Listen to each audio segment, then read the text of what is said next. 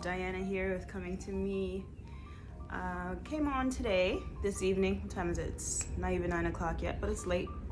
Didn't really feel like putting gel in my hair, so tried to jazz it up for y'all. Put on my glasses because I really didn't feel like wearing much makeup either, right? But I wanted to really come online and talk to my last video, talk in reference to my last video.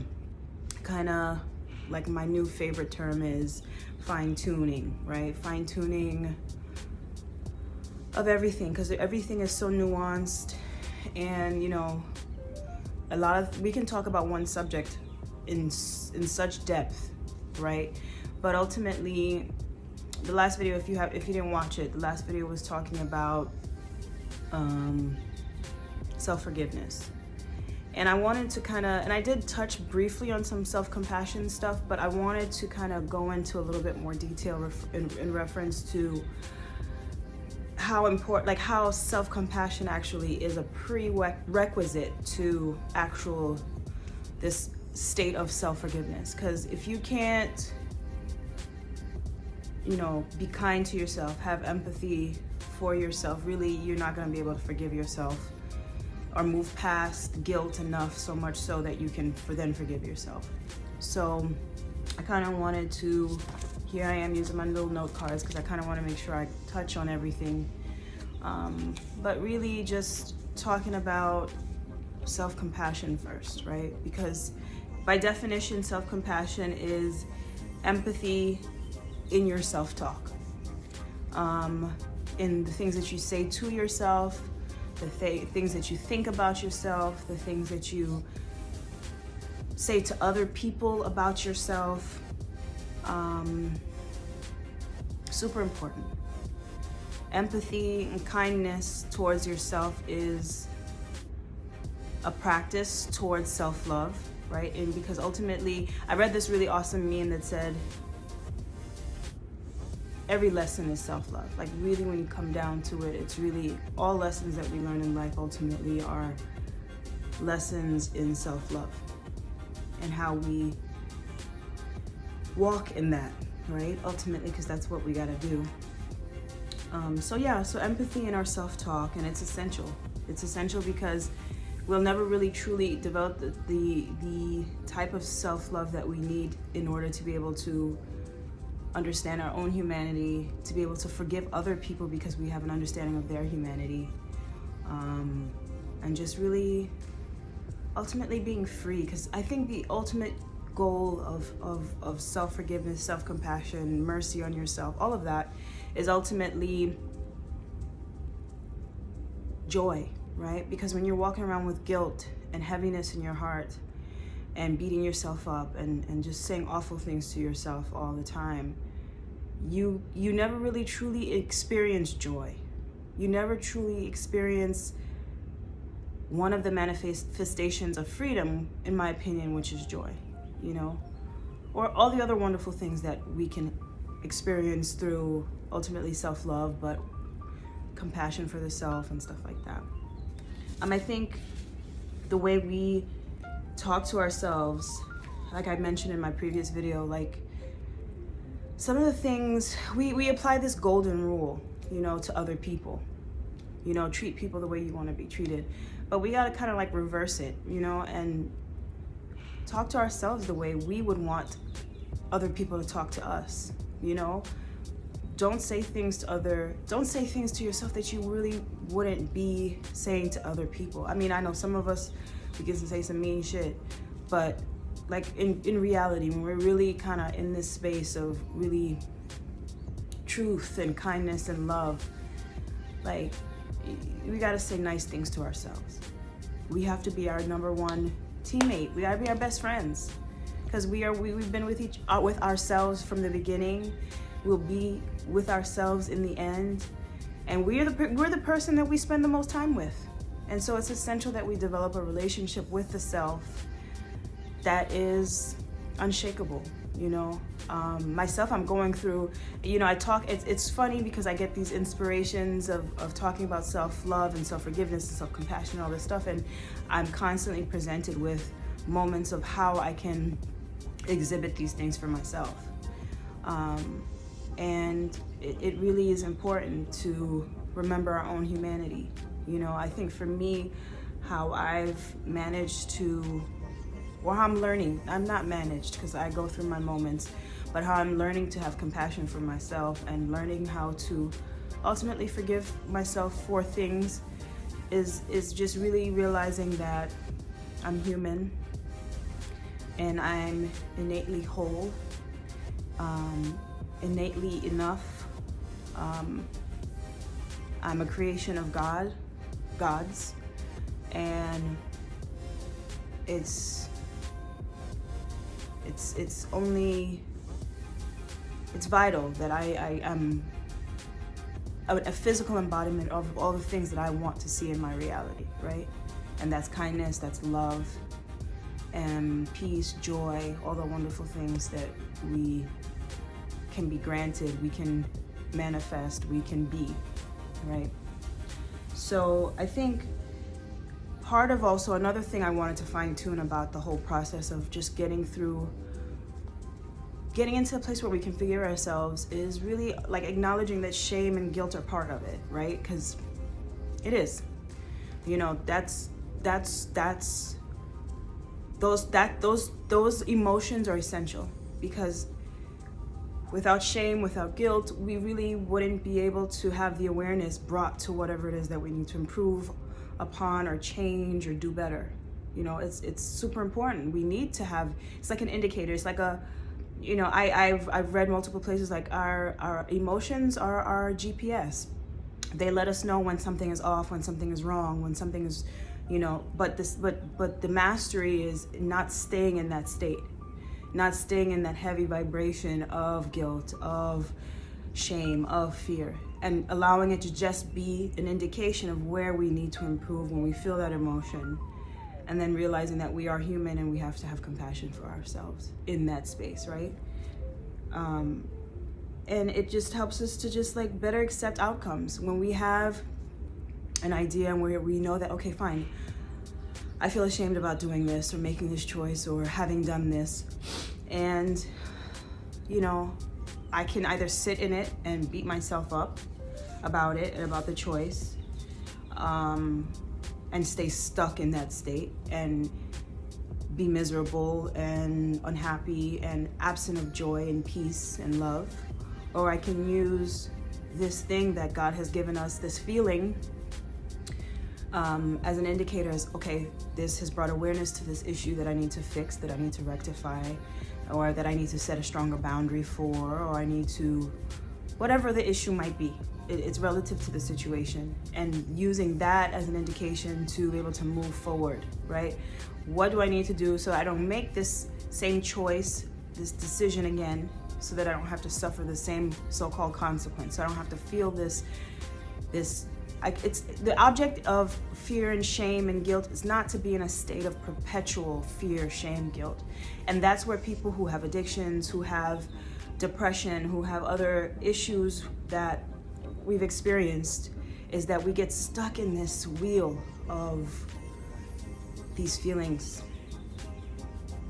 And we kind of have to like stop it and stop the momentum and put our feet like brakes, you know, and realize that to stop the momentum, we have to realize that we're human, and we have to realize that we have to have compassion for ourselves.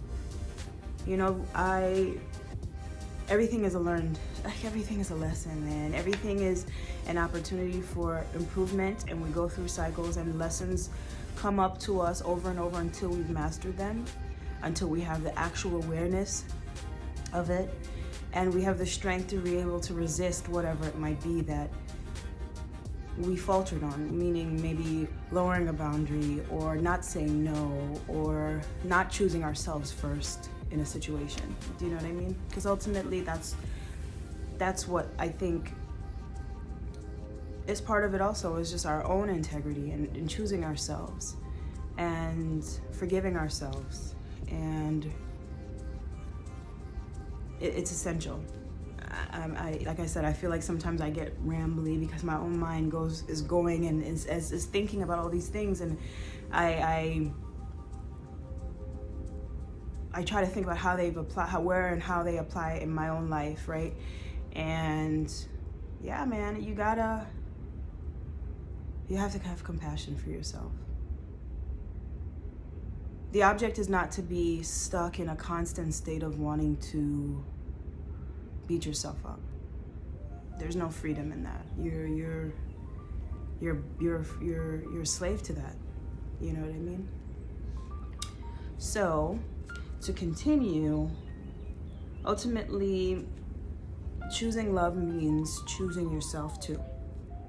And you can't let guilt cloud the truth that you're enough, and that you're in need of compassion and kindness and empathy, and that you're deserving, that you were born enough. And because you are, like, it's a fact that you are.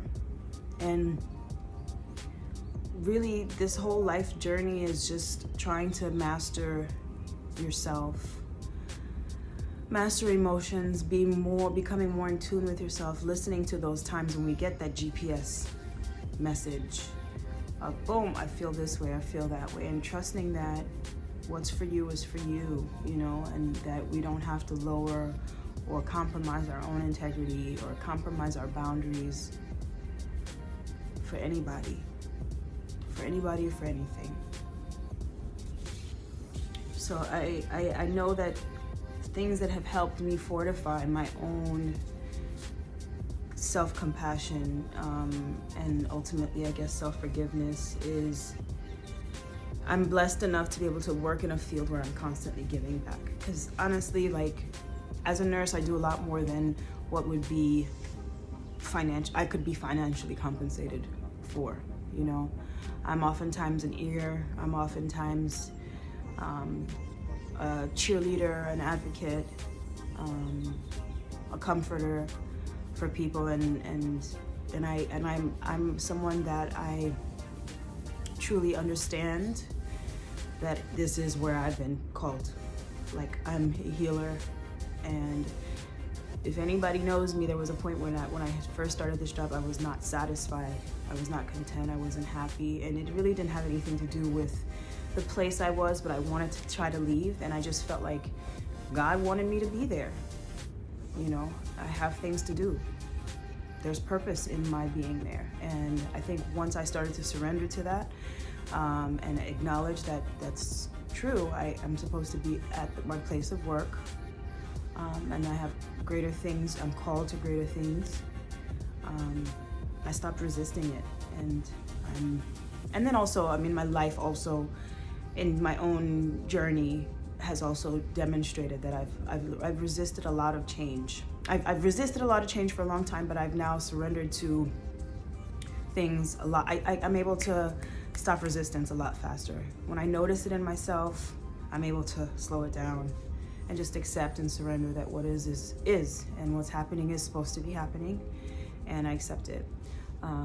But so that's one thing, giving back, because a lot of times when we're helping other people, we're able to, we have this ability to like externalize compassion, right?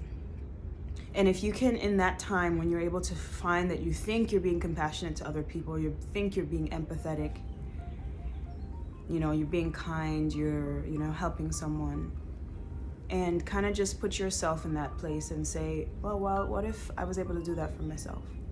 What if I was able to edify myself with the things I said? Well, you know, encourage myself, be kind to myself, be patient with myself, compassionate with myself as I am with this person. Because you can be self-forgiving and still give to other people at the same time. It is possible, you know what I mean?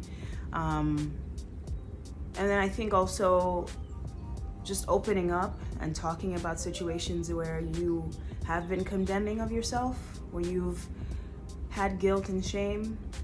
Of course, finding a place, people that you can trust, of course, and finding someone who you feel comfortable sharing such vulnerability with, right? And won't weaponize it. That's important.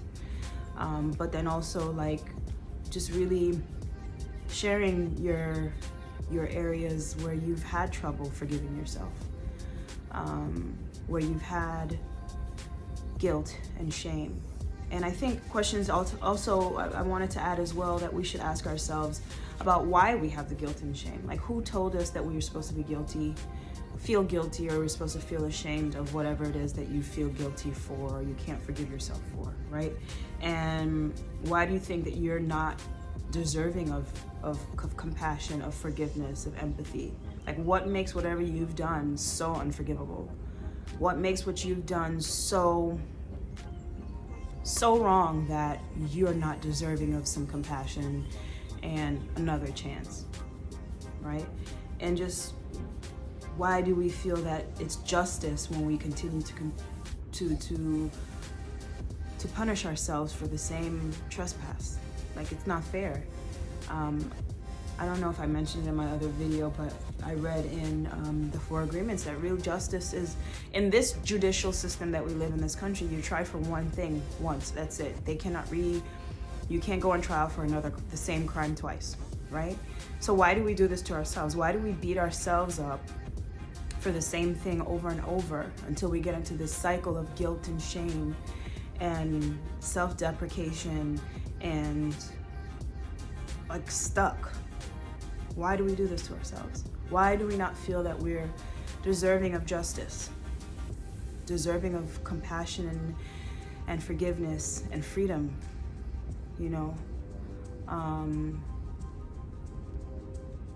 it's important. It's important, I think, in this journey, because this journey of self-love is multifaceted, right? It takes so much to really, truly, it's so nuanced in really the ways in which we love ourselves, because it's like, you can't really truly, you know, everybody's journey is different. You know, patience with yourself, compassion for yourself, you know, speaking highly of yourself, different things. They're different facets of self-love that we all have our things that we go through to master ultimately, so that we can walk in our boldness, we can walk in our divinity, we can walk in our truth, we can walk in our wholeness and our enoughness,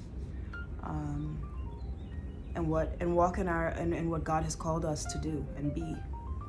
It's like a remembrance, right? And it's not easy, because our world inundates us with concepts and ideas and images of not being enough. And it's everybody, you know. Some people have it worse than others. I'm not gonna lie. Some people have it worse than others. Marginalized people, Black women, Black men, you know, it's tough for them.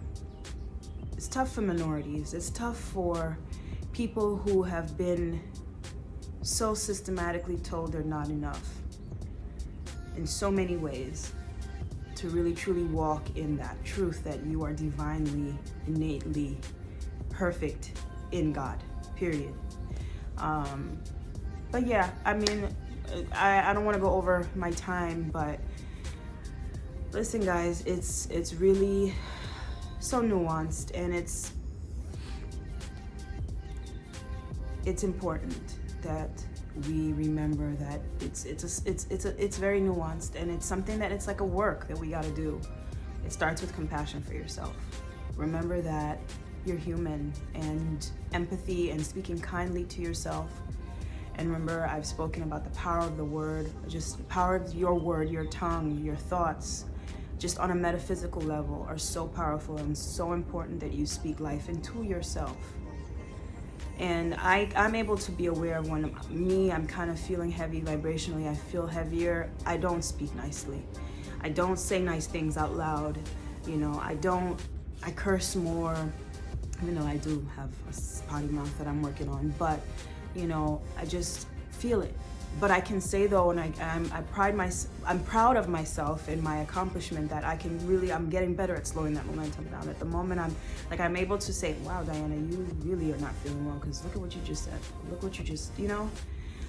So speaking kindly to yourself, empathy for yourself, you know, bigging up yourself, man. You gotta big yourself up. Mind you, there's toxicity in that too. There's distortion in that too. But listen, like, it has to come from a place of truth and wholeness, and not a place from external validation, right? And then just working towards that, helping other people, giving, not toxically either, you know, but giving and recognizing in the places where you're able to be compassionate for other people. So you think, right? Because you can't really truly be compassionate for other people if you're not compassionate for yourself. So the areas in which you're helping someone, you realize, wow, this seems like a compassionate gesture. But then realize that, wow, I should internalize that. I should flip that on the inside. I should turn that in towards me, right? And treat myself compassionately and kindly and speak well of myself. And talking about it, you know, what I find this forum, this is awesome for me, and I could give. It would be awesome if more people listen, but it's a forum for me to able to express how I feel about certain things, and you know, I could list all the times and the places and the things that I have not forgiven myself, or I thought I had struggled forgiving myself for, or you know, areas in my life where I may not have been always the most compassionate. Up until today, dealing with issues of self-compassion and beating myself up for getting upset at my kids or yelling, and just like, yo, we're human. You know, you do better. You know better, you do better, you keep it moving. Ain't nobody got time to be beating you up, and you ain't got time to be beating yourself up. You got things to do. You have purpose to walk in. You have a life to live, people to help, you know, abundance to enjoy, prosperity, love to be able to embody and share with other people. You know, high calling on your life. So don't get stuck in that state of beating yourself up and guilt and all that. You got big things to do. It's not 9, my clock is 11 minutes, so like 17, I guess. I'm talking for about 20 minutes. I appreciate you guys for listening. Blessings to you today. This is my grandma's scarf. I was thinking about her today. And this is my little brother. I stole this from him. My little brother's sweatshirt. But I hope you guys have a good weekend. Love and blessings to you. Thank you for listening. I appreciate you. I'll be on here probably maybe next week. We'll see. Blessings. Bye-bye.